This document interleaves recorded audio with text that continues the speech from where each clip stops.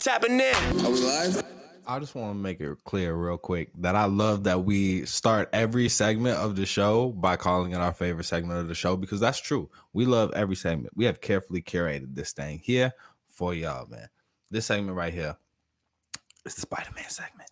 And I appreciate my brother, time and his technical difficulties for this particular part, because y'all need to focus on me for this part anyway. I was a boy. I was young. I was little, right? I didn't have no heroes. That's not true. I had, my pops was a great hero for me. And there were other people, Malcolm Martin, of course, that were lifted up in my community. But I'm talking about superheroes, right? All across the superhero spectrum, all I saw was white faces. Superman, little S curl Q with his hair thing. I couldn't do that. My hair didn't S curl Q and hang over my forehead. I couldn't be Superman, right? I couldn't be Batman. I wasn't Bruce Wayne with millions and millions of dollars. Thank goodness I had my parents. I would never switch that up. But I couldn't relate to these gentlemen. And then along came superhero that really low key had the best powers, low key, and he was completely masked up. So it was easy for me to put myself in the position of that superhero and be like, oh, that could be me, And even Peter Parker was a more relatable character, even as a white man, because he lived in New York City, which imposes brokenness upon people in such a way that is more relatable. So I connected with this character from the jump. Spider-Man is my favorite superhero. So, hey, do you fuck with Spider-Man? Like, when did you start? Is it like a recent thing? Is it the MCU Marvel thing that like where you started thinking about Spider-Man? When did he enter my Spideyverse? Yeah, when did he enter my Spideyverse? No, when did he enter your my mental state? I don't know. When did you become aware of Spider-Man? I definitely speak on behalf of the casual superhero fan, right? I'm big on superhero movies and I dig them and they dope, and I'm loving the fact that we're at the age where the best superhero movies are coming out. We're looking at Avengers, we're looking at even the last Wonder Woman that came out, Spider-Man, Iron Man. Like, this is when we look back at what this movie period was, we're gonna be like, this was a time of action movie heroes. And in that way, I'm a big fan of that. You have a particular love for Spider-Man, and definitely seeing how much you enjoy that. You got the mask, you got the gloves, the whole thing from Time, the magazines. It made me want to get more into it, but I can't say that I'm somebody that ever bought the comics or read comic books. That's not me now. So you didn't read comic books as a kid. What were you drawn to? We're gonna get back to Spider-Man in a second, but what were you drawn like? Was it cartoons? What was your thing? Books? Definitely cartoons. PS, and here we're about to expose the fact that we're old heads, apparently, right? Big fact. PS1 dropped. I was the PS1 generation. I wasn't a Nintendo generation. I was a PS1 generation. So when that dropped, that's what it was all about, definitely cartoons going into there. But at the same time, even back then, Spider-Man was hugely popular. Unlike some of the superheroes we're seeing now, a la your Black Panther, at least for the common fan, right? Black Panther, Iron Man, even Batman, those didn't really pop till late, except Spider-Man was always popping from time. Got you. Yeah, what about you though? What's your origin story, Miles Morales? Yeah, I was bit by the comic book bug through my pops, man. And my pops passed on not only superhero comic books, but also Calvin and Hobbes.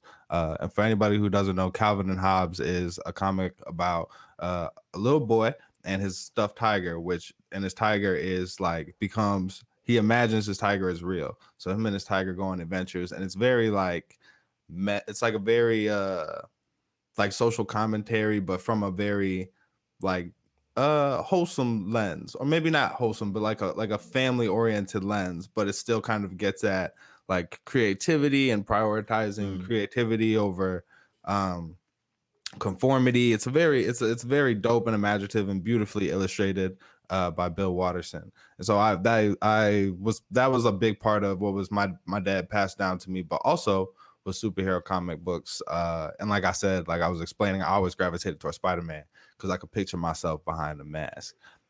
In this movie, like, man, this does so much to draw on all we've seen from Spider-Man in the different film iterations, man. Did that work for you?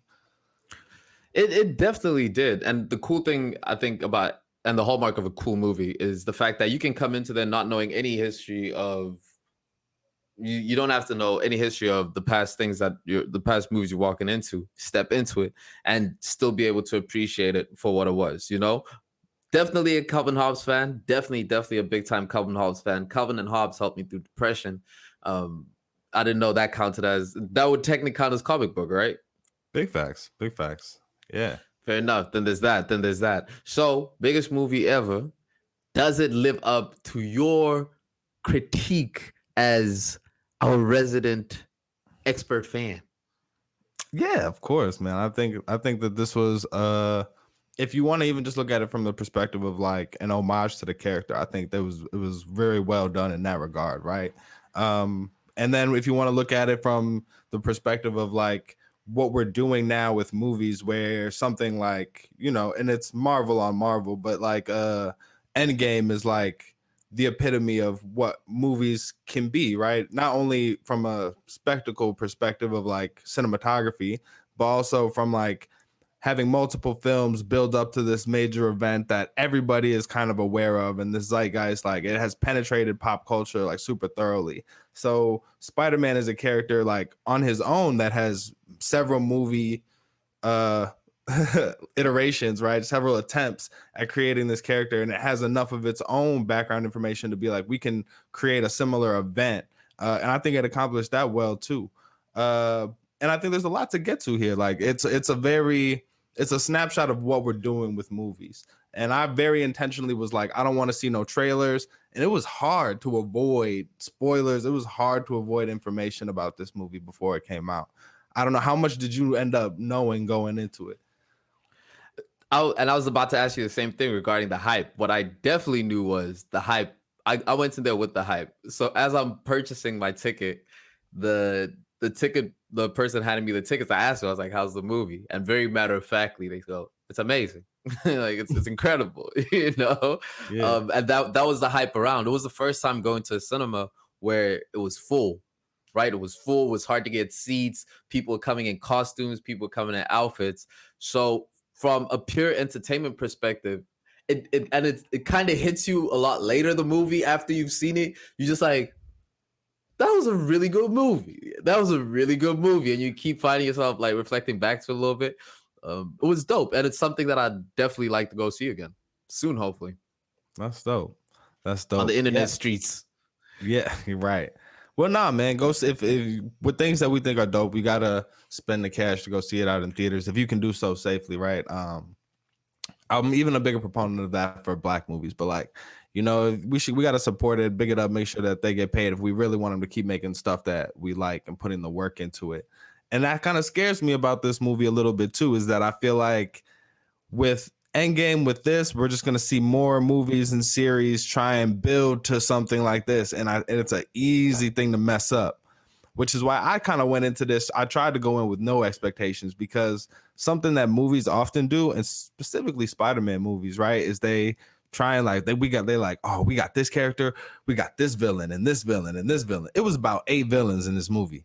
All right. And that doesn't always go so well, especially for Spider-Man. So I tried to keep a low expectation, man. But I hope this doesn't make like every movie try and be this big hodgepodge of stuff, because it ain't always gonna work. This It's was always done been really that. well. It's always been that. And Has it though? right, it has though. And superhero movies are to blame for it. Superhero movies are 100% to blame for it. We got out of hand when Avengers started rolling, and then when Thor and Loki started intermixing that Thor Loki period, we definitely got out of hand with it. But it was cool that they were still able to keep it simple. It was funny how they just accredited everything they couldn't explain the magic. They're like, how does 3 different timelines necessarily work? It's like, yeah, it's magic, dude. Come on, fill in the blanks with magic. You know.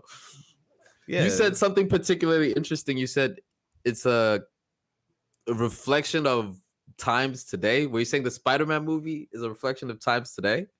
Yeah, because like I think that tendency we were just talking about of movies to like plan themselves around this being this like not getting it done in one movie, right? Even Dune is a perfect example, right? Dune was very clearly a movie that was like Part 1. Big part 1. More like, to come. This movie really doesn't even work unless we make another 2 or 3, right? And I see a lot of movies doing that. A lot of like just ending off with random cliffhangers, like because we're gonna make more of them. And I think and it just speaks to like, so there's that, right? There's this like idea that we always have to build to like this trilogy type, big spectacle ending over more than one movie. And then there's also this factor of like, yeah, let's like bring in all these different, like this nostalgia factor. Like again, it worked here. It really did for me. I liked seeing William Dafoe as Green Goblin. I liked seeing Albert Molina as Doc Ock again. Andrew Garfield as the old Spider-Mans. Yeah, Jamie Foxx. I liked seeing all those characters, but this play on nostalgia is a big part of what we're seeing, I think, in film and movies now too. Everything is a remake, right? Everything is leaning like a crutch on something that we already shown that we liked, right? And if you want to take it to Star Wars, if you want to take it to the remakes of everything, Jurassic Park, Ghostbusters, RoboCop, like Terminator, everything is stuff from the 80s and 70s that we're rehashing and remaking, bro. And like, I don't know. You're circling around one name that you didn't say, and ironically, right next to the Spider-Man theater would the Matrix, right? The new Matrix movie right next to it. And that, I think, encapsulates everything we're saying about what we hate about this play on nostalgia, money grabs, large movie, put big names into it. Did you get a chance to see The Matrix? Yeah, I saw that. Do we want to do we want to talk about it? Does it deserve to get discussed on this podcast? I couldn't even like take it seriously enough to figure out what was wrong with it. I can tell you exactly what was wrong with it. Hit me. It's bad. It's bad, bro. It's there. Also, in the making of the movie, the crew halfway, they cut the movie halfway in production and kind of canned it. Then they had to put it back together with slightly of a different team. The actors were audibly disgruntled about the process, and it was how it was put together was sloppy already as it is, and then the idea is half-baked as well. The cool thing about what we saw in The Matrix, the original trilogy, exactly, it touches on social commentary, right? Very ahead of its time, almost predicting and projecting a future that we live in now. The first 3 Matrix originals, take your metaverse and blockchain information and put that right next to the codes that Agent Smith is describing. The conversations between those two are so profound, right? The Oracle, Neo, you're trying to bend the spoon. That is impossible. You need to understand that you need to bend yourself around the spoon. Like concepts like that, which are really dope. That was all they did the whole movie. I kid you, was going there. Remember when we said that? Yeah, that was cool. That was cool. The whole movie was just flashback. Like, yeah, that was cool. That was cool. but like, hey, dude, and maybe even like there's a whole Warner Brothers lane here, but like the Space Jam movie was that. An overdose of that, right? Just like this nostalgia factor. Remember when we made The Matrix? Remember when we made Game of Thrones? Remember when we made Why Is All of This in a basketball movie with LeBron? I'm not quite sure, right? Like it was cool. It was cool. It was cool. It was cool, right? And yeah, man, it just speaks to like, I don't know. I think about even the new Blade Runner movie, and I think about like, are the movies that I really like over the past, even if we extend it to like 10, 15 years, are they these remakes or are they new original ideas, right? Like, and even, I mean, you can extend it further. A lot of this stuff that we do like is based on books, right? But it's just kind of like, I want new stories to be told. I think about stuff like The Harder They Fall. I really enjoyed that movie, right? I think about even stuff like Nightcrawler with Jake Gyllenhaal. Way left. Dude becomes a TV news producer and focuses too much on like gore and like if it bleeds, it leads. Like that was like a crazy like left story that I really liked hearing. I mean, even stuff like um, I don't know. I'm blanking on some other examples, but like stuff that's not I'm connecting more to that stuff than I feel like I'm connecting to these rehashed versions of Terminator and Matrix. The Matrix. It touches on what idea originality is.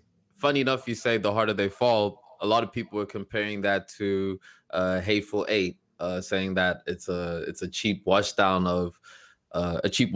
of Western stereotypes. Right? It's quite predictable in its tempo, in its storytelling. The end of the harder they fall from the minute you start watching it, right? And there's critique about that, but on the same side, creatively, it's executed quite well, from the set to the design to the music to the writing.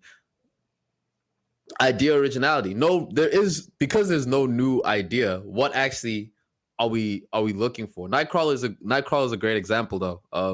That's a very good example. Would we say Get Out is an original idea? I like your point about nothing is an original idea, but I think with that you can also say that like then the bar can at least be let's not make something let's be very specific about what we remake top to bottom in name and characters, and you know what I'm saying, like if there's no new idea, but out of no new idea we can get three different movies like Django, The Hateful Eight, and The Harder They Fall. I like things about all of those movies, even if it's the same tropes, it's the same kind of genre. Like I can appreciate somebody just taking a new take on the story, the characters in this familiar setting and structure more than like seeing like, oh, we remaking Alien again, we remaking, and you can go whatever genre. We remaking Jason, we remaking Freddy, we remaking, I'm just Yeah. West Side Story. Like, you know what I'm saying? Like, no, I really dug Hamilton, my G. Like, that was a story that I hadn't that was something that was fresh, a new take, even on an older story, right? But like, I don't know, man. I don't know. It makes me think about the creativity in general, right? And now speaking from my perspective is business creativity, which to me lives in the same realm of any form of art, right? In that space, one can argue that the best way to build something is by mimicking somebody who's already doing it or doing it better. And it generally, there is no new idea. If you look at even the biggest companies, they're all companies that do something slightly better than something that came before them. Tesla, that is electric vehicles, Yeah. Um, But I would use it- Steve Jobs as an example to push back at that, right? I think what we see mm, in Apple without Steve Jobs is a very dull back and forth war in the way you're describing with Android of just we create this, you create this, right? Features that are controversial, removing the headphone jack, removing, the home buttons. Like there was a certain elevation when Steve Jobs was there and innovation that I think was on a different level than what you're talking about, right? And I think that that's rare. I don't think that that's how businesses often function, to your point, but I think that uh we can recognize and appreciate when there's a different level of innovation going on, when there's a threshold of a contribution on top of what already exists that deserves a higher level of praise, mm, mm. It's right? Yeah, man. Creativity is a fascinating one. I consider you a creative, right? We do create this show together. You have been known to drop some freestyles now and then. No, I'm playing. I'm Mhm. playing. But all to ask, where do you find yourself being most inspired to create? What setting invokes creativity out of you? Um, that's a great question, man. I'll start by saying and kind of maybe like start putting a bow on the Spider-Man conversation that I really did appreciate this movie. And what was great about it was that it had that nostalgia factor. It recognized it as a core element of the film, but it didn't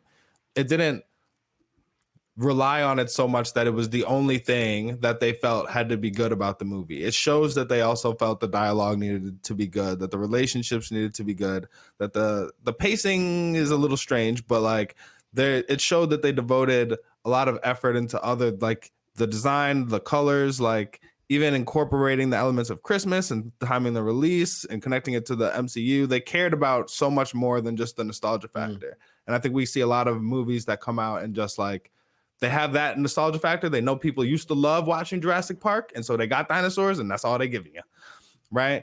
I find myself inspired when I see art like that does something new and creative. We're gonna get to the Nas album a little bit later in the podcast. The Nas album Magic, that definitely inspired me. That had me definitely in the car, like rapping to the last 30 seconds of each instrumental for sure. And so I'm inspired by certainly some of the music that comes out, right? I'm inspired by Isaiah Rashad. We've talked about that album. I'm inspired by art. You got me a fire. Speaking of Christmas time, I received an incredible gift, a Basquiat. Like a Basquiat, Basquiat. I said the Basquiat. Yeah, you got to me a Miles, Basquiat. you guys. Yeah. I got Miles a Basquiat. So, yo. multiple, many of them. I think all of them, right? Fire. I think all of them, right? Fire. You know what I'm saying? But I'm still drawing inspiration from art, contemporary and before me. I derive a fiery inspiration from informing myself about what's going on in the world. There's a certain frustration mixed with curiosity, mixed with like a dedication to like try and still do something while I got the energy to make the world better. So in that way, informing myself about what's going on, the positive and the negative, inspires me. What about you? What gets your creative juices going?